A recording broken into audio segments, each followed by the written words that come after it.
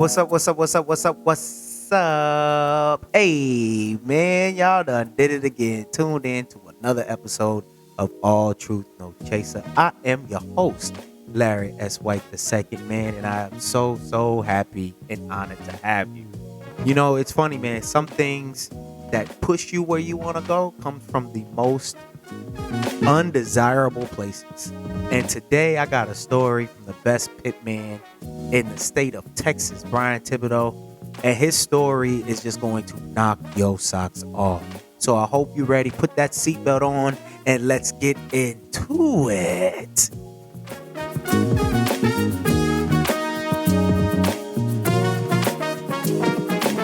We've been having we was having a great conversation, but today we're going to talk about not ceremonially married with kids. Mm-hmm.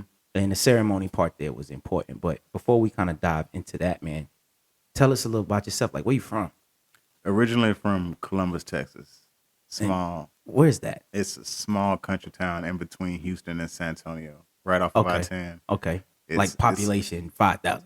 I think If it's like, that. I think it's like 35. I think it's like 3,500, maybe. Yeah. Man, my high school graduating class was like, I think it was like 115 of us. What? Yeah. I had 900 kids in my Nah, graduating nah. class. All graduation was over in like 30, 45 minutes top, Claude. start to finish. We had when I moved from New York, our graduation class was at U of H, where the basketball arena is. It didn't look like that. Nah. It didn't look the way it looked today. It didn't look like that. Yeah, but nah, that was we would have been echoing. The whole town could have came and it still would have been empty in there. I can dig that's- it. Nah. Man, how did you get into barbecue? Fun fact, we used to do barbecue for baby girl birthday parties. That was the first time I really started. I didn't buy my first Your daughter? barbecue. Your- My your- daughter. your youngest daughter? My youngest daughter. So Okay. she's 14 now. So yeah, about 13, 14 years ago is when we started. Her Right. first barbecue or her first birthday. I think I did like barbecue chicken legs and some just random stuff and no brisket, none of that serious stuff. And but it was good. And somebody, man, you got some more of that barbecue, and and her next year birthday came around and I cook a little bit more. And then after about 2 or 3 years, man, I started getting people asking like, hey man, you'll cook this for me and Yeah. you'll do this for me. And I'm like, yeah, I didn't charge. I was just like, I started like, I like to do it. And then, man, after a while, it's like, man, I'm doing this a lot, so Yeah. I need to start kind of charging people for this. And so I charge them a little bit of money to do it and bring your own meat and I'll do it. And then I got real particular about it like I normally do. And man, it just really kind of grew from there Yeah. as far as cooking and barbecuing wise. I didn't turn it into a business until years later, but And I think it's important because you were doing it for free in the beginning. oh yeah. And I mentioned this before, man, and there's nothing wrong with working for free when you get started because you don't have a value yet. And you can't start charging people until you have a value. That's it. Yeah. And so many people, man, they just come out the gate. They wake up one day and think people supposed to pay them like they the mans. And you might very well be. You might be. But you're not the mans on the business side of Correct. it. And you have to learn how to quantify your value because that reflects how much you charge. 100%. 100%. Because it didn't start off with, $33, $35 a pound. I cook a whole brisket for $40. You know what I mean? Just to get the experience. At the time, I didn't realize what I was doing it for. But looking back on it, it's like, man, if I had to charge people back then, I probably wouldn't be able to do it today because of the mistakes that I made then. If I charged somebody $160 for a brisket that wasn't worth $160, they wouldn't come back, They look at you crazy. Yeah. A lot of those mistakes that was made kind of really molded me to be able to charge what I do now and be able to make a business out of it. It's almost like me charging $100 for a pear pie. They look at me crazy. Until they taste it. It's like, okay. I see. Why Okay, now. okay. You the man. Yeah, I see why now. It's understandable. But yeah, coming right out of the gate, man, you have to establish that. For me personally, it was a confidence thing. Like if I after a while when it's like, man, this person is, every year his daughter's birthday come around and every family function he got, he's same guy coming back. Mm-hmm. Man, I do that. It's like, and not your family members, not your cousins, your sisters, and your mom. Yeah. It's just complete strangers. Yeah. You know, and that's kind of what started the engine, and we just ran with it. So when you're on this journey, you're cooking this food. Mm-hmm. Was it Budweiser? Yeah, Del Papa was the actual company, but it was Budweiser. Yeah. How did you go from I've been cooking a couple years for my baby birthday. People come over here, they bring a gift for her, but they really here to eat. Mm-hmm. To Budweiser's like, yo, we want you to come do a function. And then it was like Walmart. No, so I worked for Budweiser. Okay. So I was working for Budweiser. When I left there, I think I had right at 16 years under my belt. Mm-hmm. So I was running the marketing department, working. But I knew that wasn't my end game. You know what I mean? Like the owner of the company, his son, when I first started, was like 6, 7 years old. By the time I left, his son was on an internship to get ready to take over his dad's company. Wow.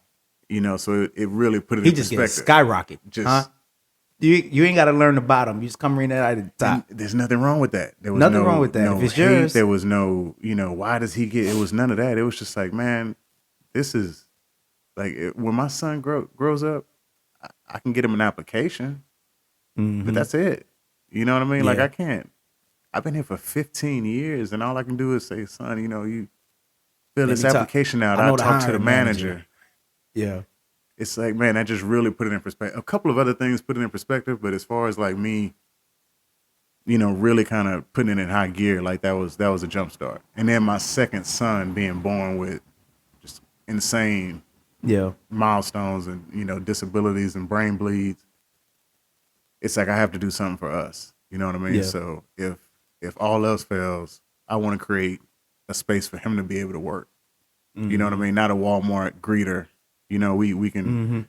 So I really kind of took on that responsibility, and that's what really fueled the fire for me to like get off my ass and really start making it work. You know what I mean? So we don't got like no FAA guidelines, so that ass was okay. It might couple might slip out here and there.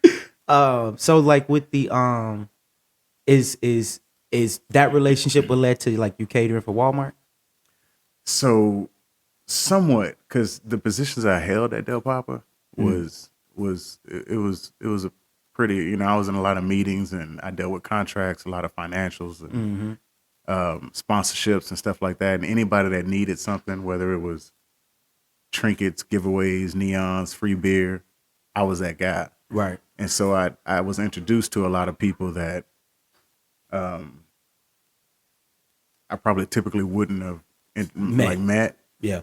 So I met the guy that I deal with from Walmart through Del Papa, but we've built our own friendship completely separated from that company. You know what I mean? For sure. So, to where they've even hired me back. Today. Oh, yeah. Not today, but at that time. I've done 3 jobs for them as Thibodeaux barbecue and not as, an employee, that was like the most surreal. Man. Like, it didn't really hit until probably about a week after I did the event. And I looked back at some photos and I was like, man, my trailer was parked there. And it really shook me up, man. It was like, I used to dream about that. Yeah. Sitting in that office and dealing with all of that stress. And it's like, man, one day somebody going to pay me, and it to actually have it happen.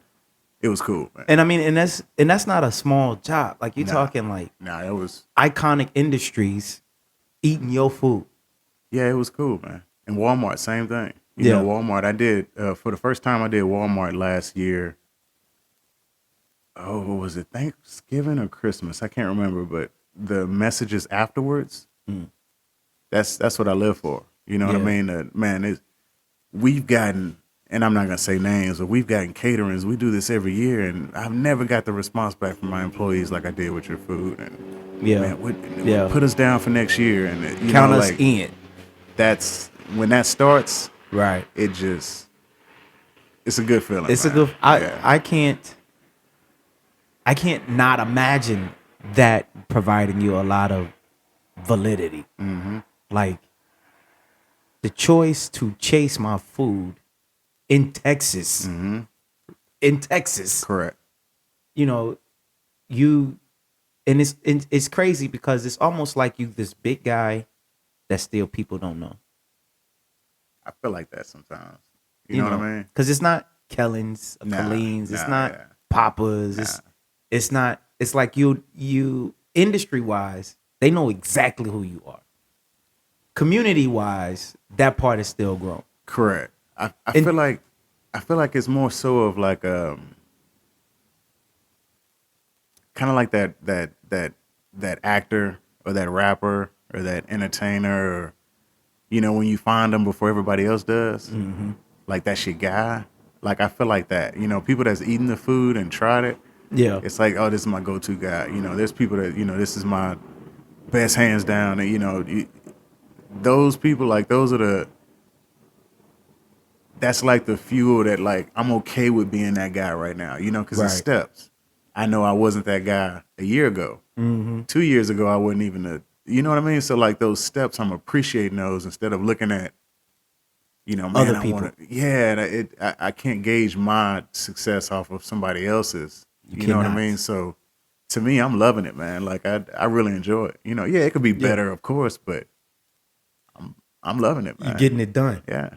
And you're able to provide for you, you're able to provide for your family off of dirty rice, mac and cheese, potato salad, baked beans, brisket, ribs.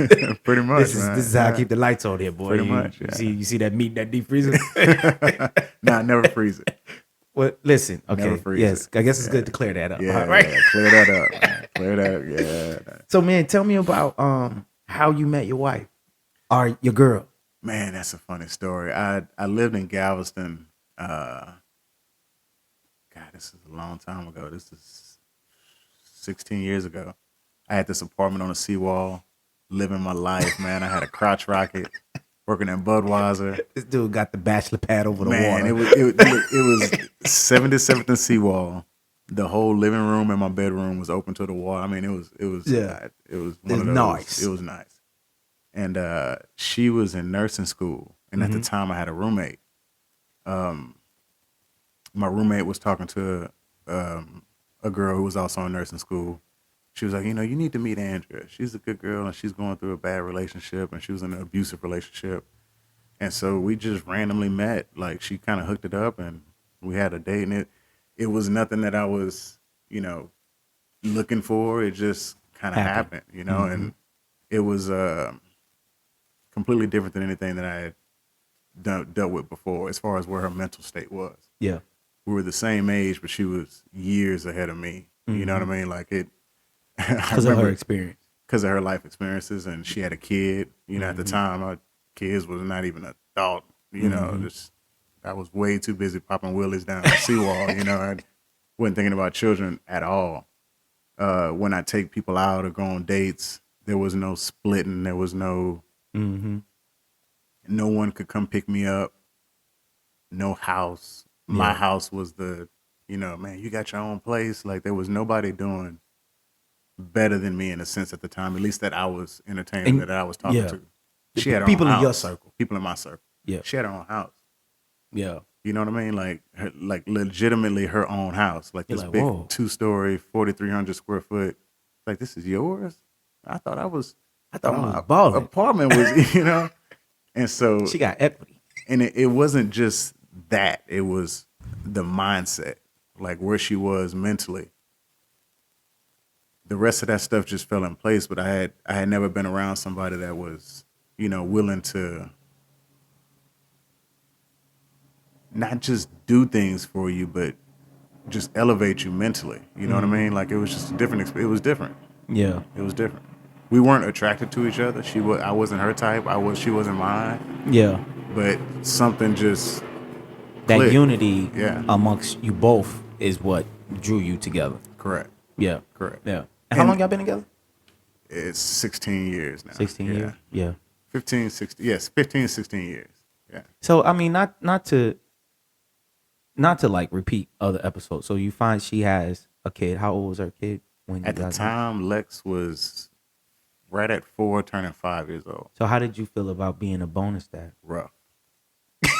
Bruh. Man. I mean, it's not funny, but Nah, it's man. why you the way you answered that a little too fast for me. rough.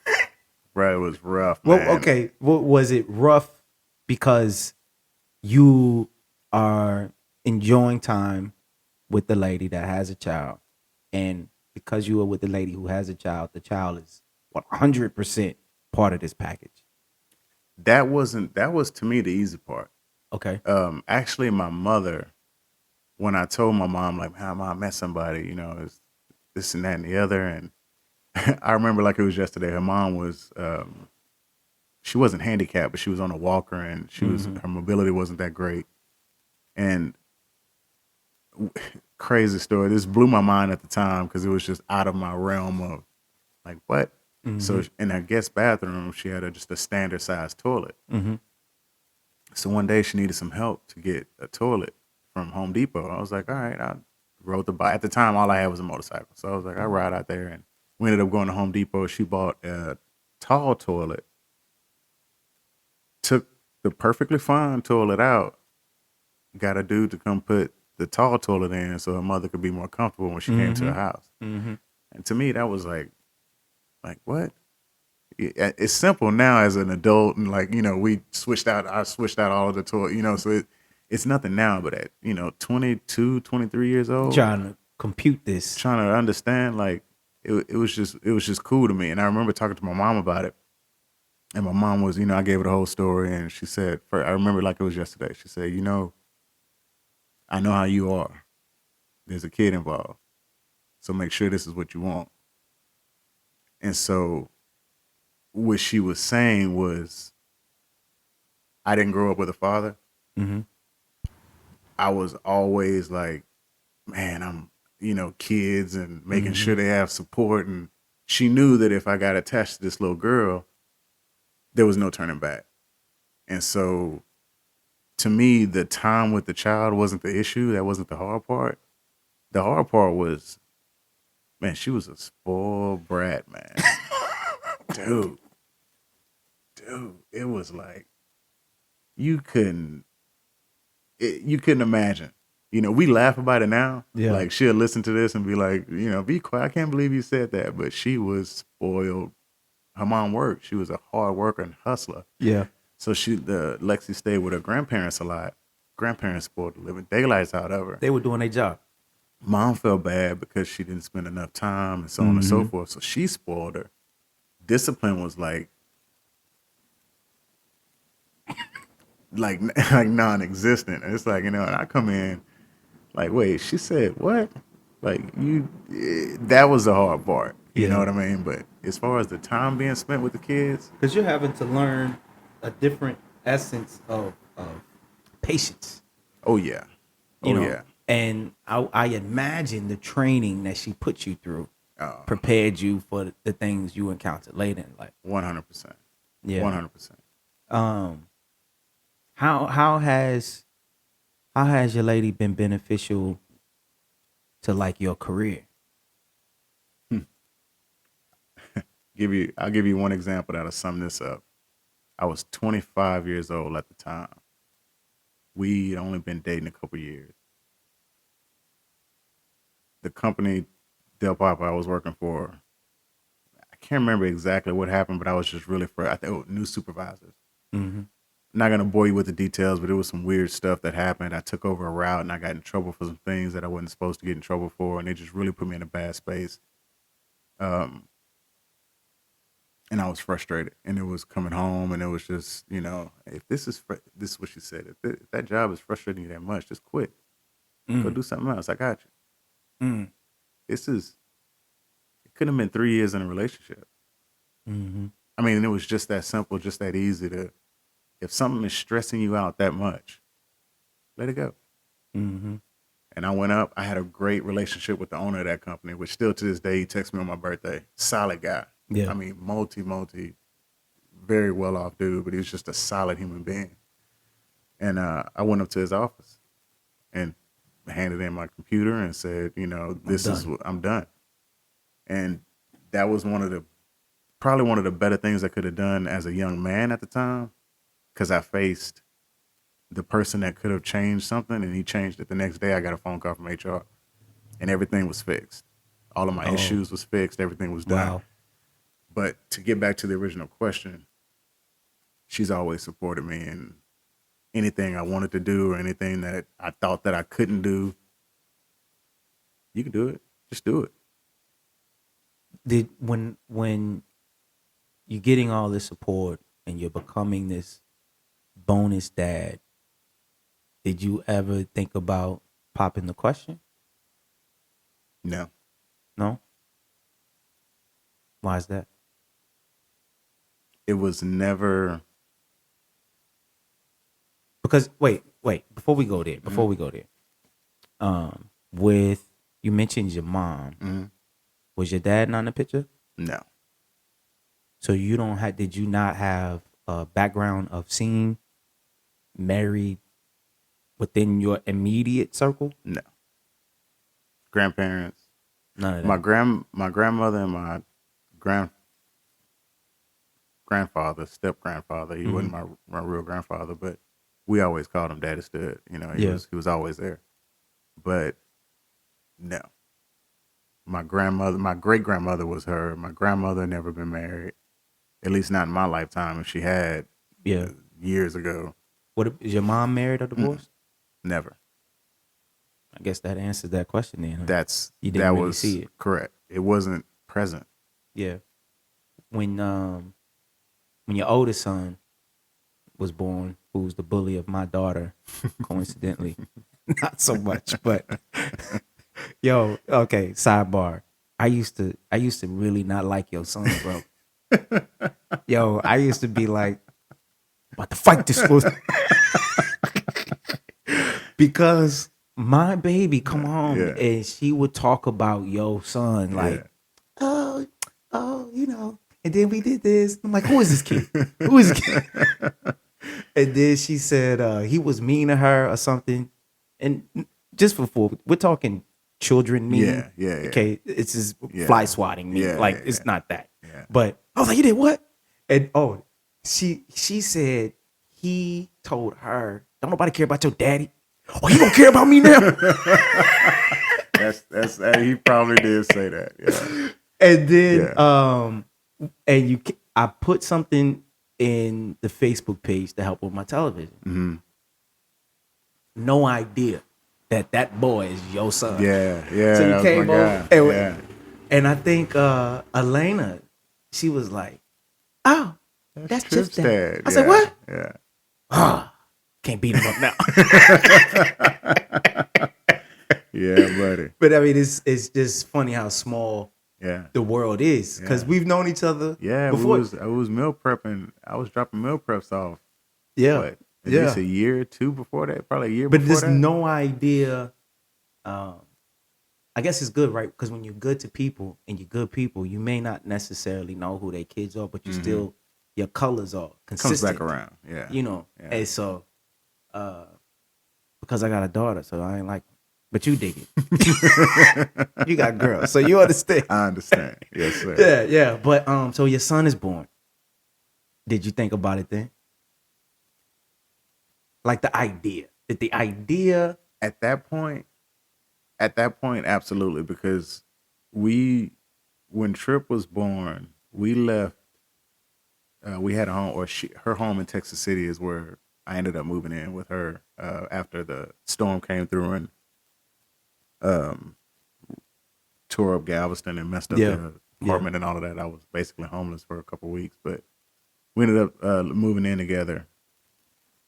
And I kind of have this vision for my life, if you will. Like when I'm 30, I want to do this and I want to be at this point, and it, grace of God, it just kind of all happened that way. You know what I mean? Yeah. Even down to my son, like my first son's name will be Trip. This was a note. You remember those the book covers, like the paper bags you put on the books from school. Yeah, the brown bags, because we couldn't afford like the fancy ones. Correct. Yeah, the ones from the book fair wasn't getting purchased. So paper I had that written on my book, and my best friend J.R. Thibodeaux from my hometown. Whenever I was first had my first son, he was like, "What is his name? Trip?" I was like, "Yeah." Like he remembered from so everything just kind of happened the way it went. But to answer your story, it was a thought, or to answer your question, yes, it was a serious thought at that point, mainly because we had just purchased a house out here. Mm-hmm. That was the biggest purchase thus far that I had made, and it was like, okay, we here now, you know. So it was a thought, and also she came from marriage, like that's a forefront. So at that point, I'm getting. Is she coming for you, like wanting to get married? Oh yeah, her She's laying it on. coworkers. Every time we go to a function with anybody outside of it was, when is the wedding? When is the wedding? And so yeah, I mean, even if I didn't want it at all at that point, it was in my face to where you couldn't hide it no more. So yeah, it was a thought. It was a more pressure than it was a thought for me, because once again, at that point now I'm grown, and I'm able to kind of have my own opinion of marriage now. You know what I mean? And looking at the success rate of marriage and looking at the mockery that society, I feel, is putting on marriage, as far as, celebrities and how the Vegas marriage, like it became to where, like, for me, it was like, what's the point? Why mess something up that's we good? It's working. It's working. And not that it wouldn't work with marriage, but, true story, 6 of the people that were hounding us the most are now divorced. And I say 6 because I know I'm not gonna name them, but please don't. But I got you. And so it's like, that just further. I'm not taking advice from divorced people. At the time, they're singing this story like they're happy, and it's like, this isn't. Y'all think that because the honesty was not in the forefront. That's why sometimes it's good to, when people, especially in relationships, how y'all doing? We ain't good right now, but we be fine later. Yeah, right. Yeah. We be all right. And that was me. Yeah, that was me. We'll go to somebody's house, not bringing our drama to anywhere, but it's like, no, we beefing right now. You go over there, I'm gonna go over here. And it's a tight spot, but we be all right. We'll be yeah. So that's just kind of how I am, and it's not a no. It's just not a, okay, we did this, now we need to do this. No, marriage is next. We're not doing this before. Yeah. It didn't control my movements, if you will. And that's fair. Yeah. That's fair. And you mentioned about your little son. What was going on with that? Like, how did man, as a man, you find out you're gonna have boys and you got all these game plans in your head. We're gonna play soccer, we're gonna play football, we're gonna da da da da, we're gonna. Man. Yeah, that's crazy. That was hands down the hardest thing I've ever had to deal with. So, on the front end, how was the pregnancy part? She has a history of premature babies, just how a womanly works. So we knew that, that's a possibility. It's a possibility, right? Every one of our children was born premature, but not to this extent. And for premature just means you didn't go the full term, 8-9 months. Correct. So correct. I think sometimes it's just good to. I think a lot of times when people say, "Oh, the baby's premature at 6 months," but yeah, he could have cooked for 2 more months, but they're good. Yeah, there's levels. There's levels to prematurity for sure. There's levels to it. Maverick was by far like extreme. Like it was, and man, everything was going great. She, because of her womanly and because of what, the history of it, we went, man, she got taken off work. It was light duty. We went to see the doctors. I think it was like on an every 2-week basis. It was not the normal pregnancy. You get pregnant, you see your doctor every now, your OBGYN every now and then. It was like intense, because of her. Yeah. Because of so the things like that every were going week, on. every 2 weeks. At first, it's like every 3 weeks, and then they changed it to, or no, it was like once a month, like very early on. And then it comes down to, I think we were on like a once a week for like maybe 2 or 3 weeks before He showed up. he showed up. Yeah. And so Andrea, being a labor and delivery nurse, man, when it happened that night, she was like, "We got to go." And man, we got to the hospital, and it was just chaotic. It was just chaotic, and the doctor came in, and basically was like, "We gotta, we gotta." When you say chaotic, what does that mean? So the vibe in the hospital, Was it like anxious? yeah, like as soon as like when the doctor come in and the nurses, it's one thing to walk into a room and, okay, what's going on, and it was like, I mean, it was moving, Yeah. get call this, and I mean, taking the bed and moving out, and it's like what's going on, man? Like, and They so they go into action of their training, yeah, and you're standing there. lost, Yeah. lost. This is before I really knew even what was going on, and so what You're really watching this unfold. Like, are you panicking? Are you somebody talk to me, or panic kind of? didn't panic didn't set in until Andrea, who sees this every day, labor and delivery. She sees the worst of the worst. She sees it. She lives it every day. Right now, she's at work. When she broke down and was like, "I can't have a 25 week." He was born at 25 weeks, Wow, and when she broke down, I was like, "Oh man, this is not good. that's it's crazy." Yeah. So, man, it was rough, man. I didn't know what was going on. I didn't know what was going to happen. They took her into the operating room, so I'm just sitting solo. It's what, 4 o'clock in the morning. Mm-hmm. Didn't know what was going on. Finally, the doctor came out. Actually, I take that back. Operating room is to the left. I'm in the middle, like a kind of an intensive care NICU, like right across the hall. Yeah. I see everybody run out with obviously with my son. Once again, didn't know what was going on. Like, didn't hear no crying. Mm-hmm. I'm trying to go over there. They, no, sir. They push me back. I'm like, man, this is, I'm starting to get angry now. This is no information. Finally, the doctor come back outside and tells me, sorry, man, I might,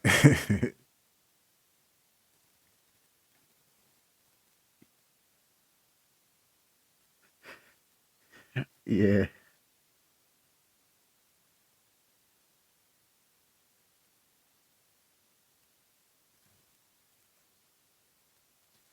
He came out and, man, he gave me the blues, man.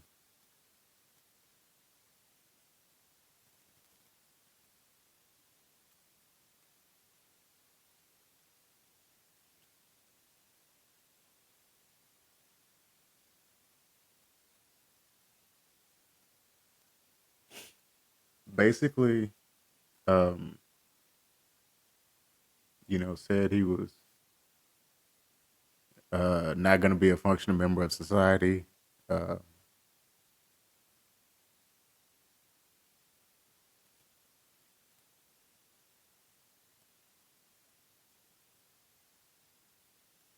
it's emotional because I'm taking myself back to that point, Mm-hmm. which I don't talk about that often. Yeah. But he, probably the thing that stuck out the most was that the chances of him being able to play with his brother is,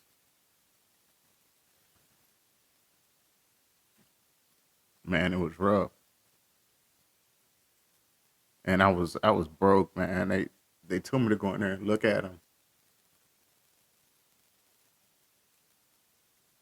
again because the doctor shared that there's a 50 shot that um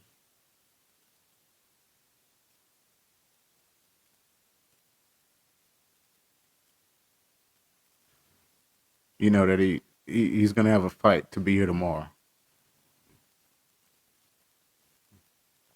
And he was so frail. Just like, I'll show you a picture. He was just literally, he fit the palm. He was 1 pound, 1 pound, 6 ounces, I think.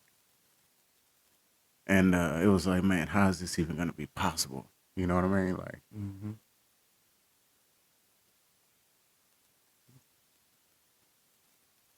so man, we went, let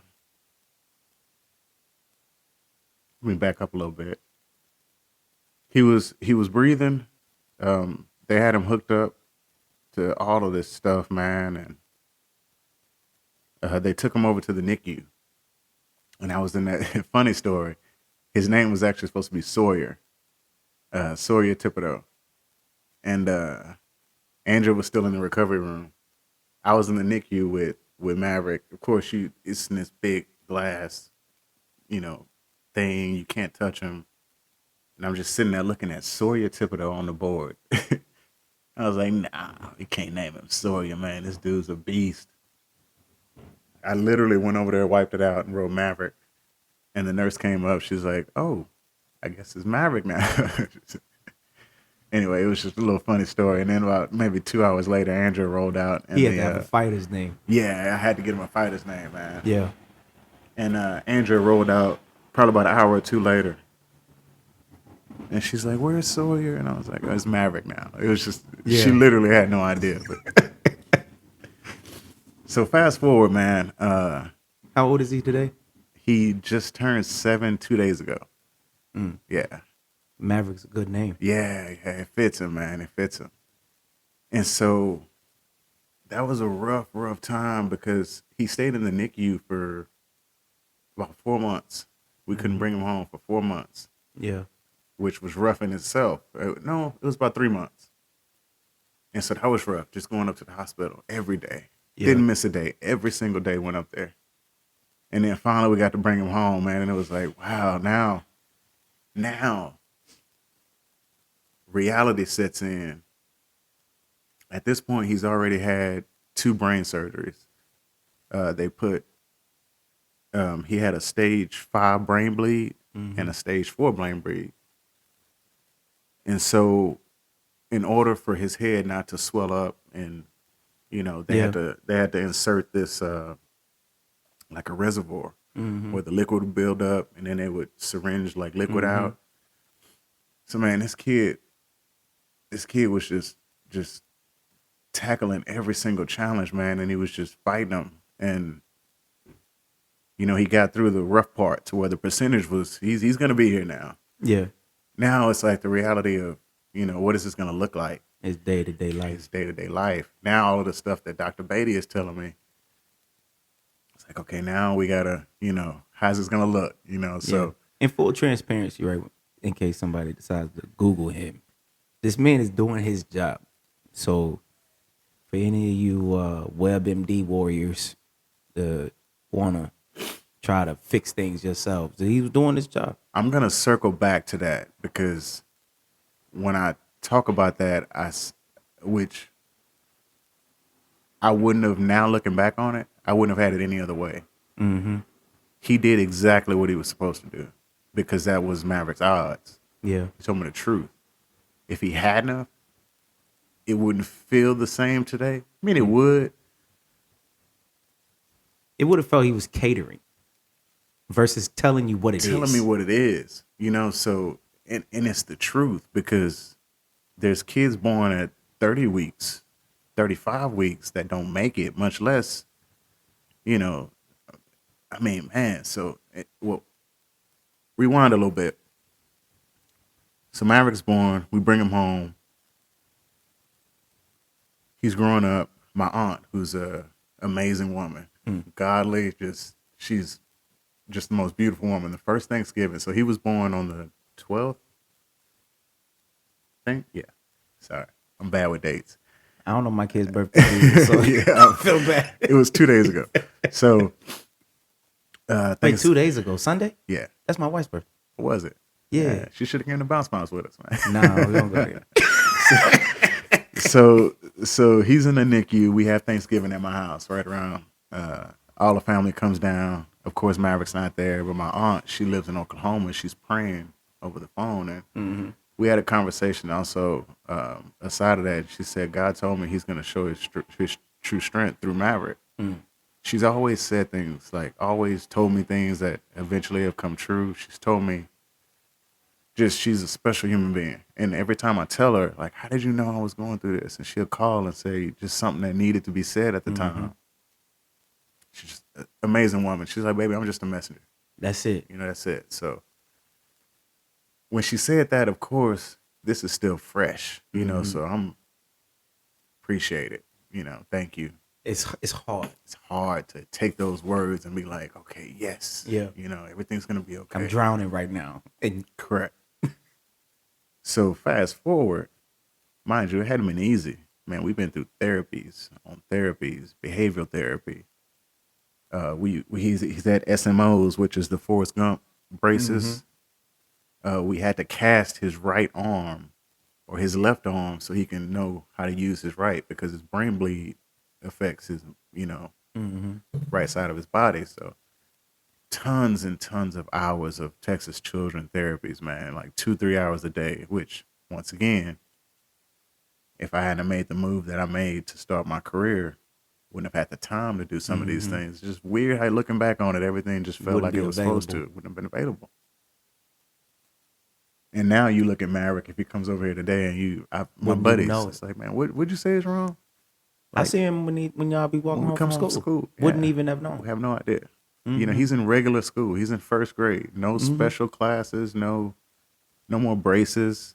He still has a shunt. He will have a shunt in his head for the rest of his life. The shunt pumps the liquid. He has a tube that you can see runs down to his stomach, and he disposes of it when he goes to the bathroom. So, or the tube releases in his stomach, of course, goes to the bladder and he pees it out. But yeah, he'll have that forever. He'll need to have another surgery around 15 to add a longer tube because he'll grow. He's growing. Correct.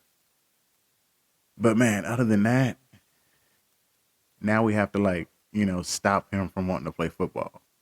Stop him from wanting to play baseball. It's like, sorry, you know, yeah.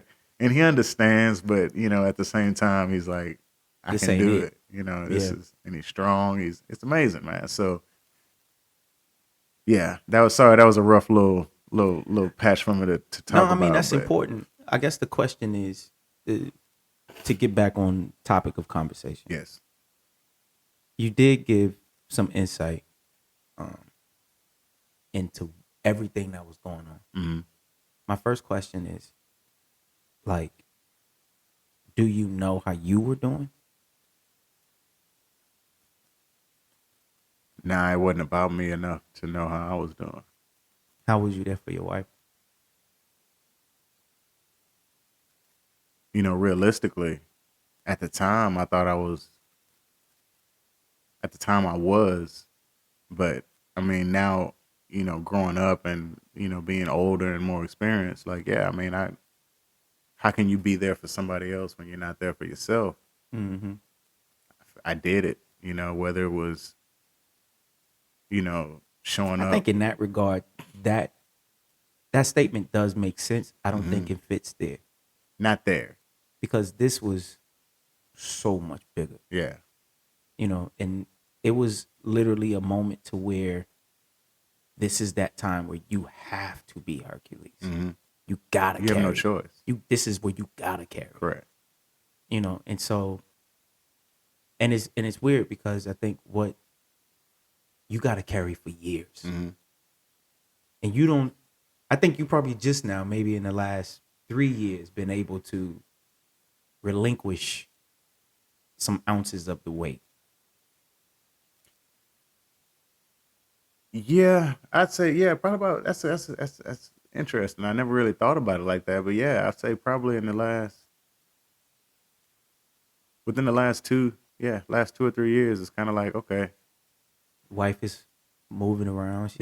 She's eyes are clearer. Yeah. Your son is sunning. Yeah.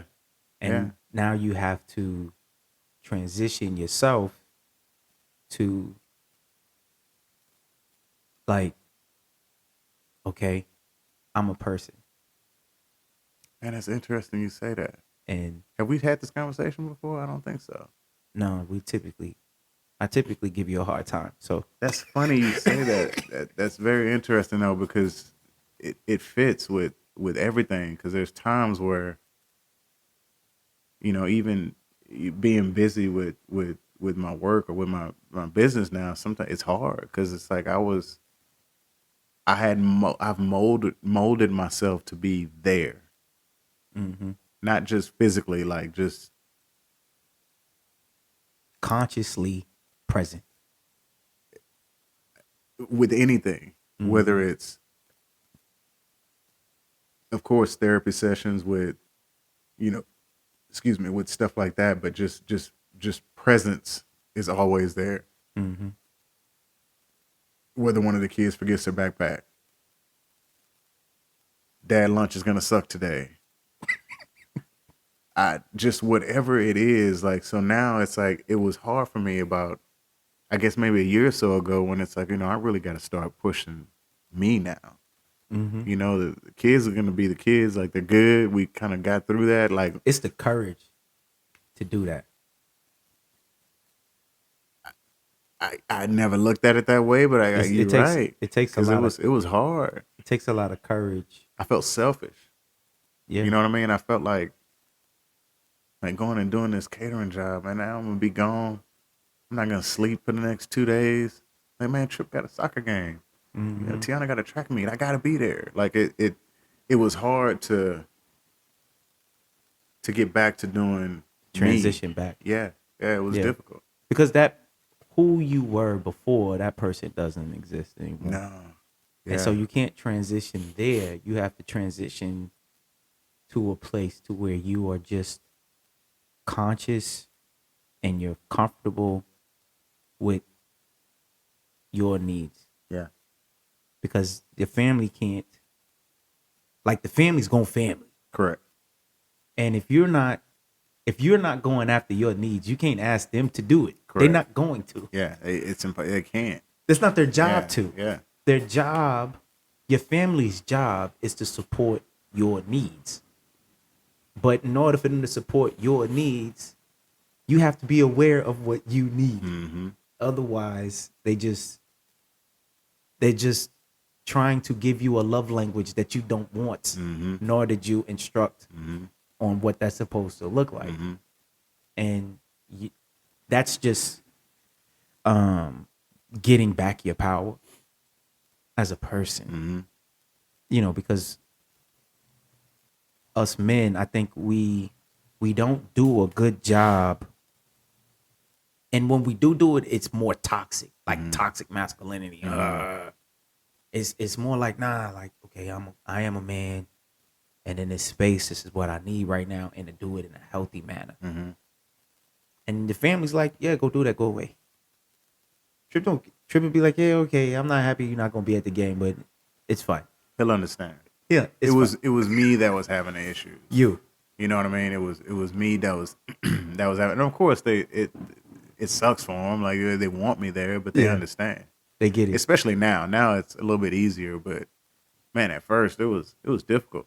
It's like, and it's not all the time. Luckily, I'm able to kind of, I've gotten pretty good at to where I can kind of, okay, this is going. I can do this now and still have time to squeeze this in. But that's that morphing that we were talking about before. Yeah. I just kind of morphed into this. I don't know, when the weekend is done, it's like, man, I don't know how the hell we did that, but I can't believe, I was able to do this, and but you do it. You know what I mean? And through any of that, did you ever think about having a ceremony of marriage? Yeah, actually.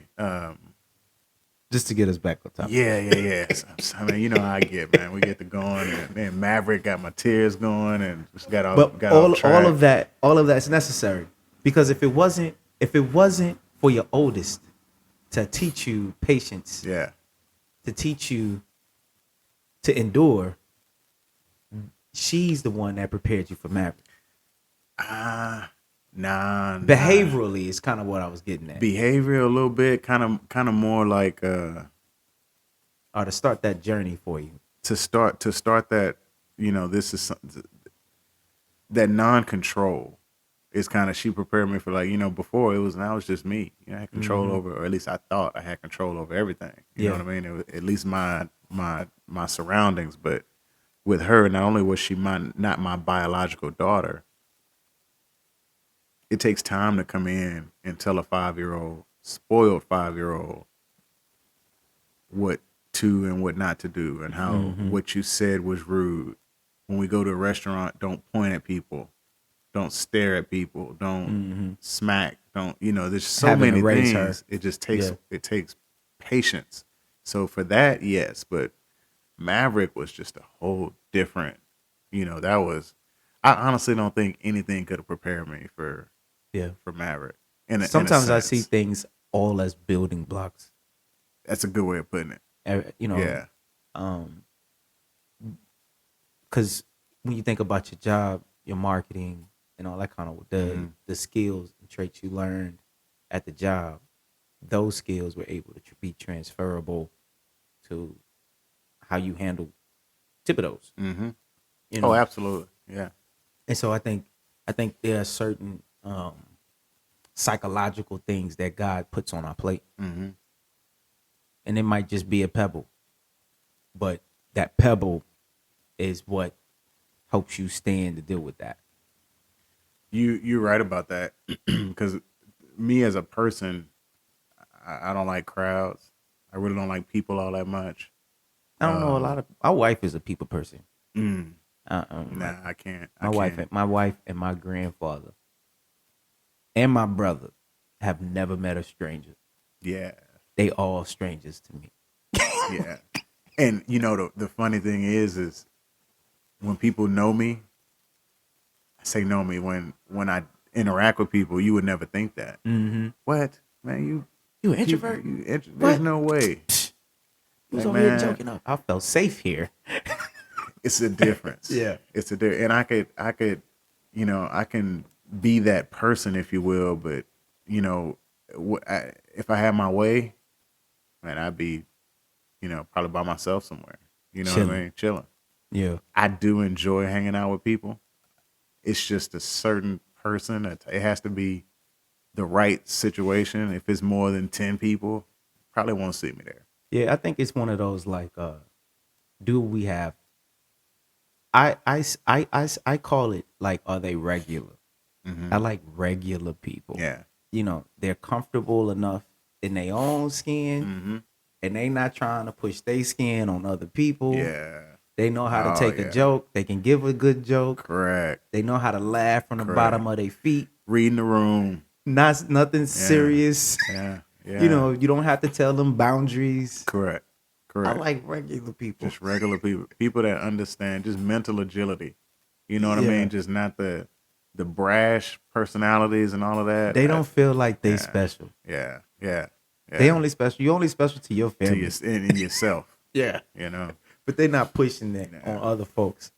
So, but yeah, back to your initial question was, I actually did. I popped a question, man. I bought a beautiful ring. Yeah, did you? Yeah, I did. What happened? Nothing. She's what was this? I guess a year ago. Man, we had a date and everything. Jamaica. Yeah. And so you're gonna laugh at this. But I had a real big catering job I couldn't pass up.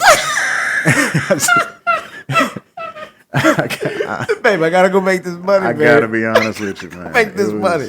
It was a big job. I couldn't pass it up, and she was understandable. And we just hadn't. The kids to this day is like, when are we going to Jamaica? Let me ask you this. Yeah. Let me ask you this. The answer to this question is critical. Are you engaged? How you answer this is seriously important. Yeah, I'm engaged. Okay, well, that's unfortunate. Yeah. Because I've read this last night. And for our state, common law marriage, it just means as long as you won, people acknowledge her as your wife. Right? If people say your wife, you're like, yeah, that's her. Even if she's not, but you say, yeah, that's her. That's like part one. Mm-hmm. Part two is like you guys living together. I think that's automatic. Mm-hmm. It was a 3-part thing, and I'm scared to push this button because I don't want this to mess up. But it was, but the third one was holding out, Mm-hmm.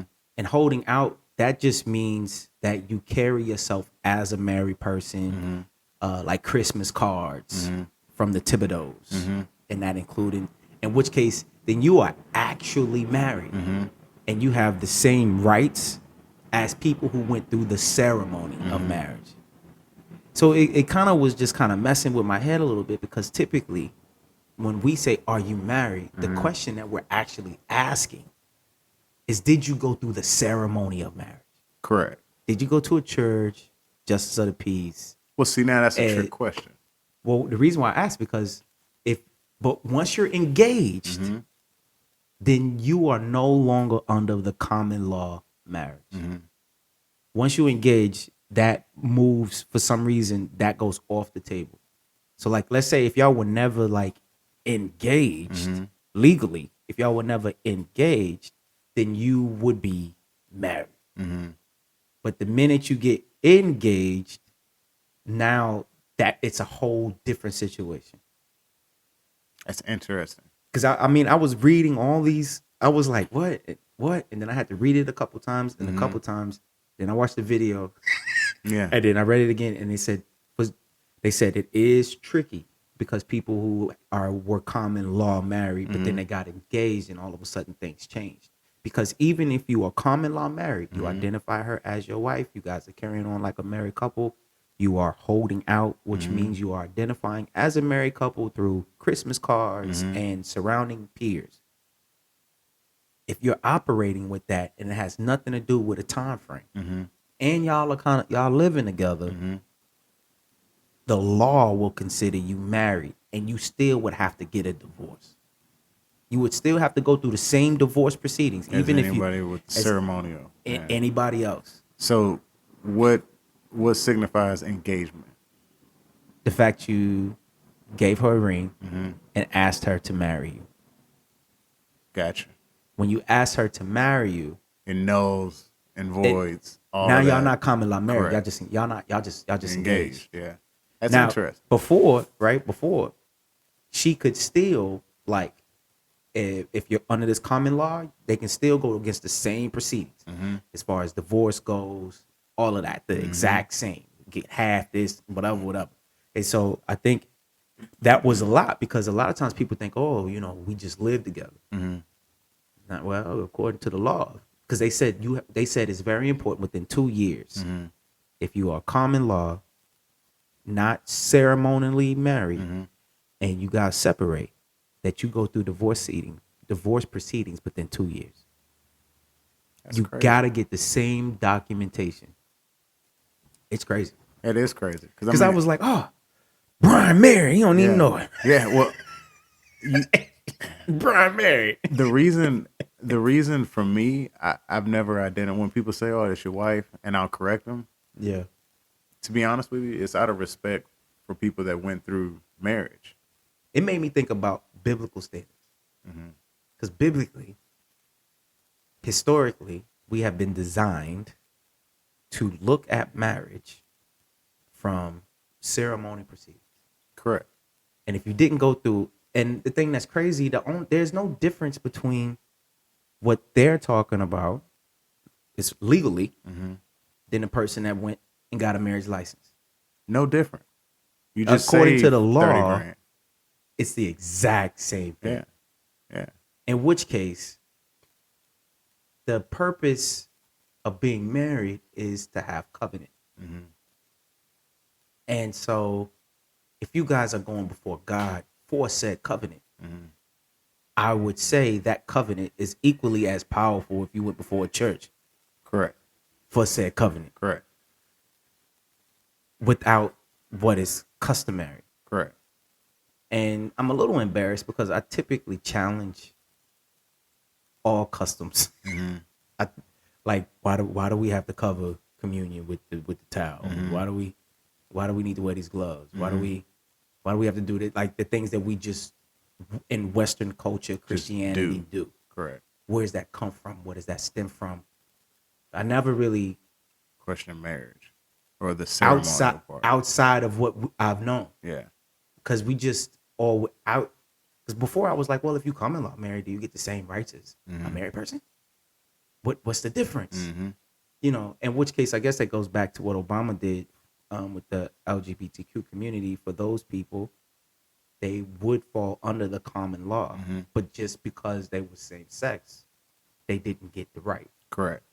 Because if they did get the right, then there wouldn't be no need for the law. Because people who are not married and you're hetero, you get access to the same thing. Correct. As those. Or maybe it's done by state. It's done by state. Maybe the recognition of marriage is only valid without a license depending on the state. Correct. That is definitely true. Like, so your common law goes back to that. If that's a Texas thing. It might be a Texas thing. It is a Texas thing. Like, because in New York, I think they have it there too. But I guess like with alimony. Correct. I don't think we do alimony in Texas, but they do it in New York and California. Correct. Yeah, it's a weird. So I guess as long as you never leave, you don't need a license. you don't need to go through the same. Oh man. Man. Words matter. What you say matters. When you understand the power of your words and the effect that they can have on people around you, on your children, on your loved ones, how you speak about them and how you speak about yourself will always have an effect. And once you get to that good space of knowing that God has great and awesome things for you and you trust it, you'll find out that you're not as lost as you think you are. Peace.